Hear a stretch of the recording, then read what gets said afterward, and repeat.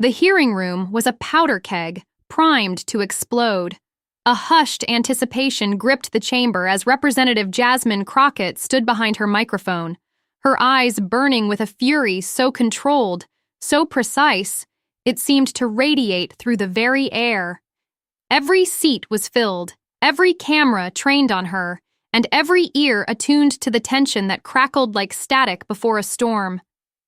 What had begun as a routine congressional testimony had just detonated into a moment no one in that room, or across the nation, could have foreseen. Kash Patel, a former Trump administration official, had made a fatal misstep, one that would unravel his carefully crafted facade and set the stage for a confrontation that would sear itself into the annals of American political history.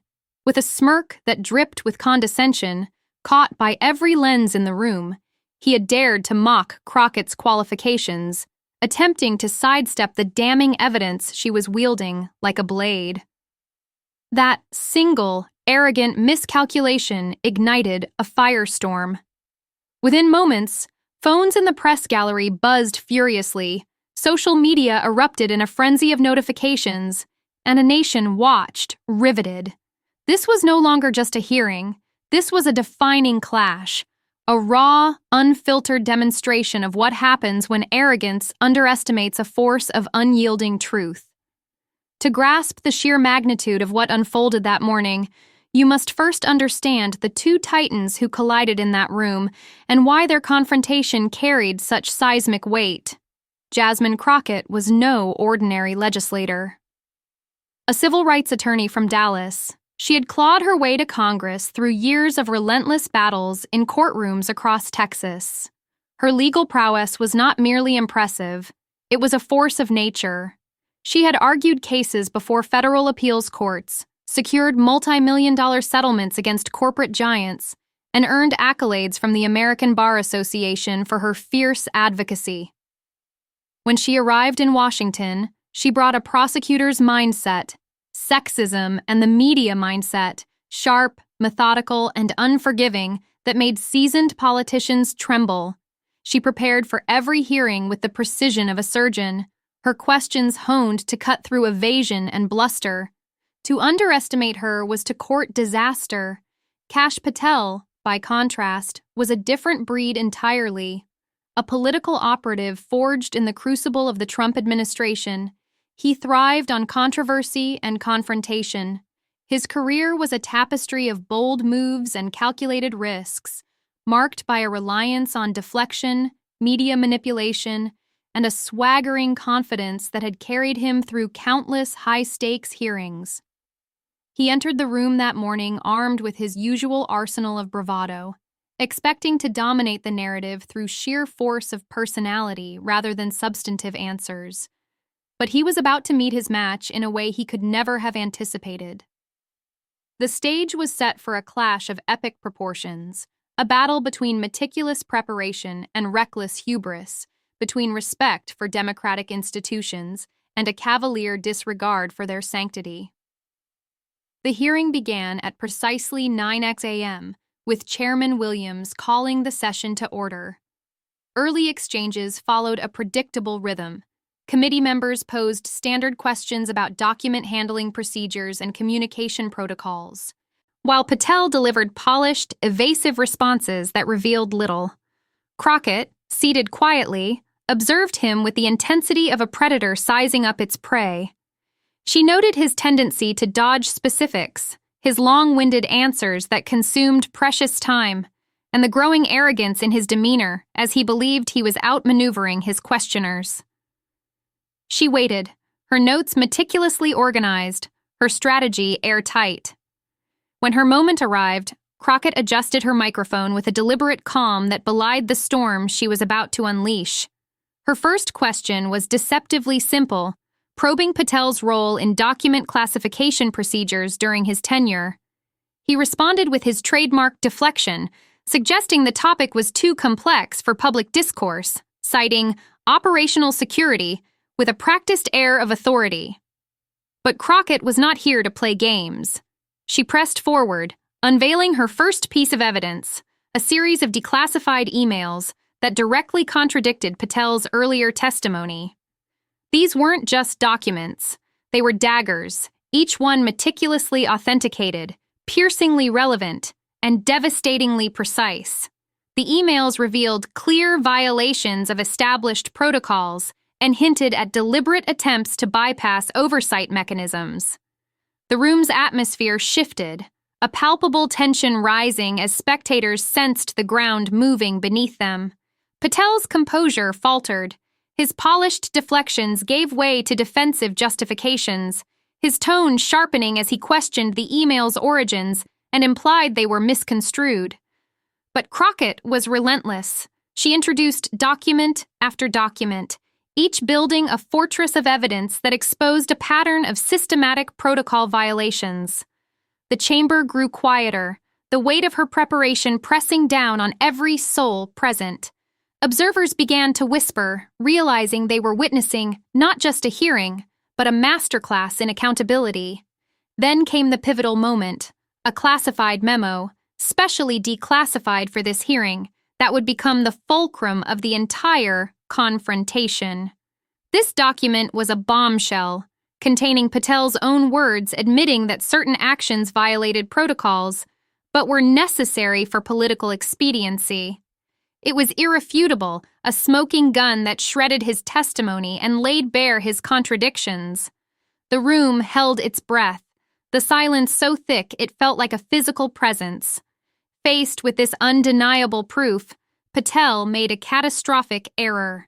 Instead of addressing the evidence, he chose to attack the messenger. At exactly 12 minutes and 37 seconds into Crockett's questioning, with frustration etched into his features, he abandoned all pretense of civility. Looking directly at her, his lips curled into a condescending smirk that would become his undoing. "Perhaps," he said, his voice dripping with disdain.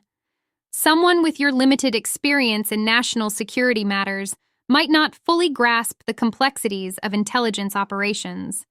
He suggested her questions betrayed a fundamental lack of qualification to oversee such sophisticated programs. The words landed like a grenade, and the room froze. Court reporters paused mid-keystroke, committee members on both sides of the aisle gaped in disbelief, and Chairman Williams stiffened, his glasses glinting as he registered the breach of protocol. The audacity of Patel's attack was breathtaking, a direct assault not just on Crockett, but on the very institution she represented. Crockett's response was a masterstroke, a controlled detonation of righteous fury that would echo across the nation. She leaned forward, her voice steady, but laced with a razor-sharp edge that sliced through the silence. "Mr. Patel," she began, her tone a blend of calm authority and simmering indignation, "since you've chosen to question my qualifications rather than face the evidence before you, allow me to provide some clarity for this committee and for the American people watching." She paused, letting the weight of her words settle like a gathering storm. What followed was a tour de force, a prosecutorial dismantling, delivered with the precision of a seasoned litigator. Crockett recounted her credentials not as a defense, but as a weapon. She spoke of her years arguing constitutional challenges before the Fifth Circuit Court of Appeals, cases that reshaped policy and protected millions. She detailed her landmark settlements against corporations and government entities, victories that earned her accolades from the ACLU and the NAACP Legal Defense Fund. She cited her Harvard Law Review publications on government accountability, her testimony before federal courts, and her extensive consultations with agencies on compliance issues. "I have spent the last 3 weeks preparing for this moment," she declared, her voice rising with a force that commanded the room. "I have reviewed over 2,000 pages of classified and declassified materials. I have consulted with former intelligence officials, constitutional scholars, and accountability experts. I have approached this responsibility with the gravity it demands." Then, in a move that would cement her response as legendary, Crockett turned the tables.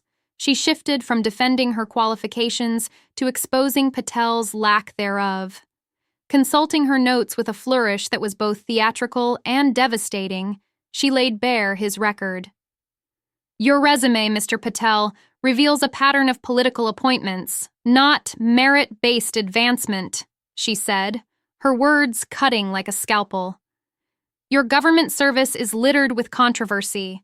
The Inspector General has questioned your decisions repeatedly. Your former colleagues have publicly disputed your accounts, yet you dare to question my qualifications. The contrast was stark and undeniable. A distinguished attorney and legislator pitted against a political operative whose career was built on loyalty rather than competence. Crockett didn't stop there. She returned to the evidence, methodically walking through each document that contradicted Patel's testimony, noting that his response to being caught in lies was to attack her rather than face the truth. Perhaps, she said, her voice now a crescendo of controlled power, someone truly qualified for government service would focus on answering questions honestly, not deflecting through personal attacks. She held up the classified memo, its redacted sections stark against the white page. This document contains your own words, admitting to bypassing procedures for political convenience. When confronted with this, you choose not to explain, but to question whether I'm qualified to ask. That tells us everything we need to know about your commitment to accountability. The silence in the chamber was absolute, a collective holding of breath as Crockett's words reverberated. Republican members who might have rallied to Patel's defense shifted uncomfortably, unable to condone his disrespect. Democratic members watched with a mix of awe and pride, recognizing a master at work. Behind Patel, his legal counsel whispered frantically, their agitation palpable as they realized their client had walked into a trap of his own making. The press gallery was a frenzy of activity, reporters typing furiously, knowing they were capturing a moment that would define careers and reshape narratives. Patel's earlier confidence had crumbled. His smirk was gone, replaced by a visible unease as he realized he had underestimated a formidable adversary. The C-SPAN cameras captured every nuance, his fading bravado, Crockett's unyielding intensity, and the stunned reactions of those around them. Perhaps, Crockett concluded, returning to her seat with a calm that belied the fire she had unleashed, the question isn't whether I'm qualified to conduct oversight, but whether you were qualified for the positions you held and the decisions you made.